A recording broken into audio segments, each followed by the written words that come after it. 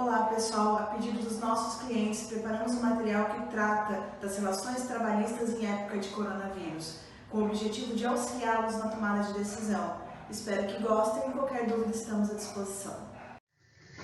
Bom, existem várias medidas que o governo federal está anunciando juntamente com o governo estadual em relação a créditos de BNDES, créditos para empresas, mas cada caso tem que ser analisado do ponto de vista da sua empresa, das suas particularidades.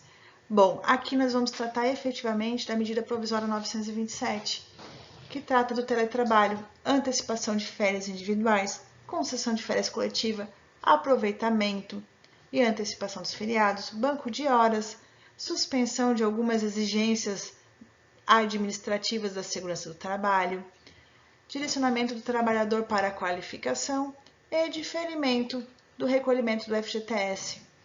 Espero que auxilie vocês. Durante o estado de calamidade pública, poderá ser alterado o regime de trabalho presencial para teletrabalho, inclusive para estagiários e aprendizes. Para isso, é só notificar por e-mail com 48 horas de antecedência, para que os funcionários se organizem. Não será mais necessária anotação em carteira de trabalho ou termo aditivo. É só dar condições para que o funcionário possa trabalhar em casa. Então, se precisar entregar algum equipamento incomodato, fica a cargo do empregador. A medida visa ajudar aquelas relações de trabalho, home office, entre empresa, empregado e empregador. Em relação às férias, nós tivemos uma grande mudança.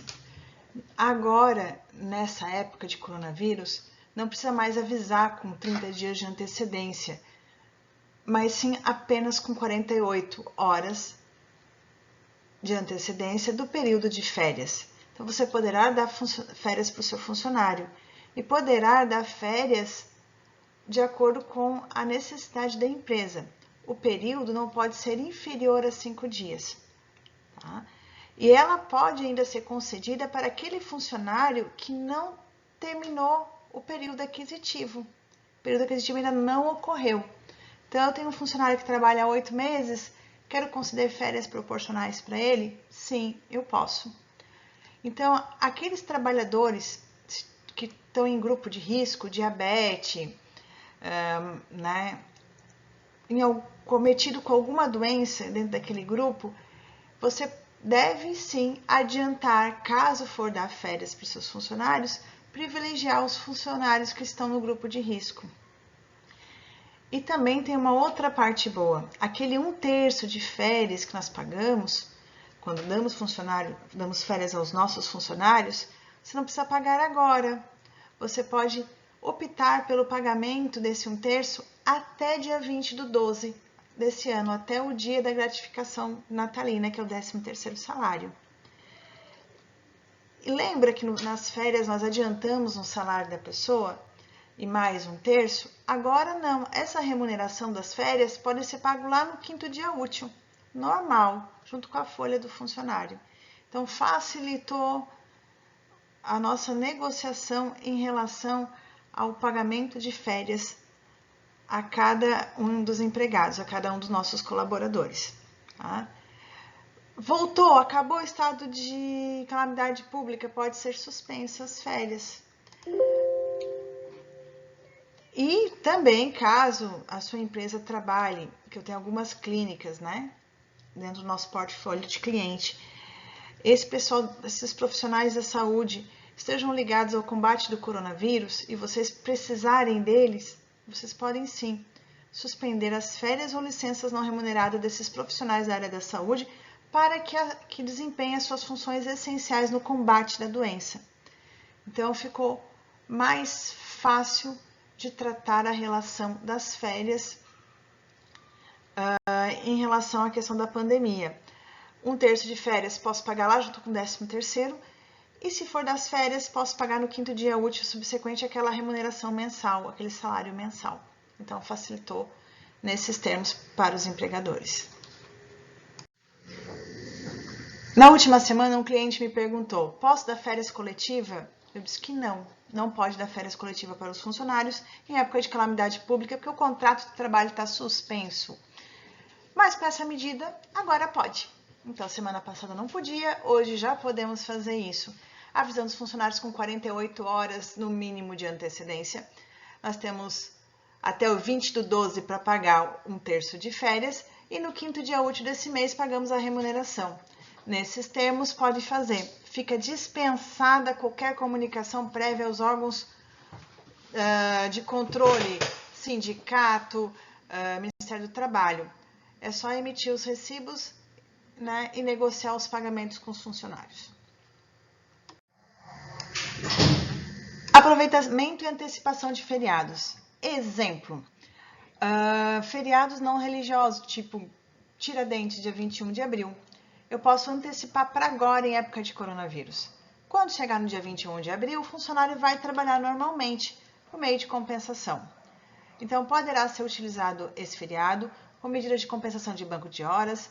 Você tem que avisar o funcionário com 48 horas de antecedência, por e-mail, e vamos aproveitar os feriados para bater nesse momento. Então, antecipe os feriados, né, agora, nesse momento, para que lá na frente vocês consigam recuperar a receita perdida pelo não funcionamento da empresa. Aqui, pessoal, eu entendi que esse período que nós estamos parados pode se constituir um banco de horas em regime especial, que esse banco de horas poderá ser compensado em 18 meses, até 18 meses. Então, sempre 2 horas por dia. Então, essa época que o pessoal vai ficar parado, os meus estão trabalhando em teletrabalho, em casa.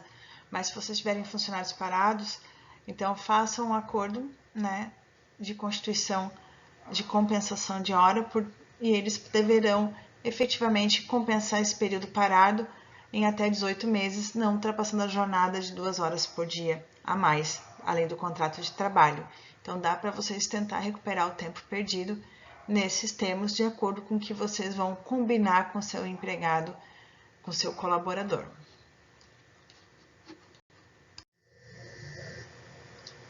Em relação à saúde dos funcionários, existem alguns exames, os clínicos, ocupacionais, admissionais e demissionais.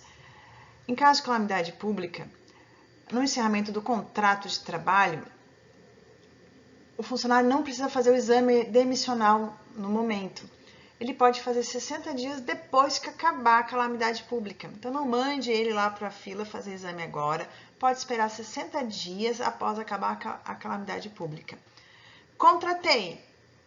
Não quero mandar meu funcionário novo ir lá para o exame. O que eu faço? Ele pode começar a trabalhar. Se tiver um exame ocupacional realizado há menos de 180 dias, vocês podem usar sim esse exame, tá? E caso aquelas empresas que precisam realizar por normas regulamentadoras treinamento em relação à segurança e saúde do trabalho, eles podem ser realizados após 90 dias da data do encerramento da calamidade pública. Mas se esse treinamento for necessário para desempenhar a função do trabalhador e mantê-lo em segurança, ele pode ser realizado na modalidade de ensino à distância, com conteúdos práticos que o ensine a utilizar os equipamentos. Então, em relação à suspensão das exigências administrativas de segurança do trabalho, esses são os principais pontos que nós identificamos para auxiliá-los na tomada de decisão. Então, pessoal, o direcionamento do trabalhador para a qualificação seria a suspensão do contrato de trabalho por 4 meses, e nesse período ele faria uma qualificação profissional via web. Mas ficou muito amplo, porque o pagamento desse funcionário, quanto esse funcionário ia receber para ficar em casa, se iria receber alguma coisa ou não, ficou muito aberto em termos de negociação. Por isso ele foi revogado e estamos aguardando novas medidas em relação a essa tratativa. Então, pessoal, aqui eu respirei um pouco, porque o nosso FGTS que nós teríamos que pagar dia 7 de abril, referente à folha de pagamento do mês de março, ele foi suspenso. O de abril que paga em maio também foi suspenso e o de maio que paga em junho também foi suspenso. E esses valores suspensos poderão ser parcelados em até 6 vezes a partir do mês de julho de 2020. Mas para que isso aconteça, as obrigações acessórias mensais precisam ser mandadas em dia. Então, a contabilidade vai precisar continuar operando, enviando todas aquelas informações para o governo federal em relação à folha de pagamento, Caixa Econômica, Ministério do Trabalho, a questão dos relatórios do Simples Nacional vão ser enviados mesmo que não tenham faturamento. As obrigações acessórias continuam. E para aqueles que mantêm em dia, que fizeram as declarações até dia 20 de junho, vão poder efetivamente entrar nesse parcelamento. Aqui, quando se trata de FGTS, a obrigação acessória vinculada a ele é a CEFIP. Então, o CEFIP vai tratar do FGTS e do INSS e é enviada para a Caixa Econômica. Para aqueles que precisam do Certificado de Regularização Previdenciária, que é o CRP, relativo aos débitos com o INSS, para participação de licitação ou de algum processo de fornecedores, enfim, ou o banco solicita, eles vão ser prorrogados por 90 dias. Então, quem já tem esse CRP, ótimo, excelente, ele vai ser prorrogado por 90 dias, tá? Mesmo que ele não pague aquelas obrigações de março, abril e maio, não tem problema. Se fizer as CEFIPs, as obrigações acessórias, a partir de julho ele pode parcelar até 6 vezes mensais, tá? Então, vai vencer subsequentemente cada mês a partir de julho de 2020. Com a questão do FGTS, nós encerramos a nossa apresentação. Lembrando que foram diversas coisas boas que visam auxiliar nós empresários na tomada de decisão. Antecipação de férias, aproveitamento dos feriados agora, nesse momento. Então, quando houver o feriado lá na frente, vocês podem continuar trabalhando para recuperar a receita. E também a regularização do home office, que é o trabalho à distância. Essas medidas vão nos ajudar, sim, e vamos aguardar novas medidas que tratam a questão da suspensão ou não do contrato de trabalho. Qualquer dúvida, estamos à disposição. Cada um de vocês, que são nossos clientes, tem suas particularidades e devem ser tratadas de forma individual. Então, nos ligue e estaremos à disposição para atendê-los. Um forte abraço.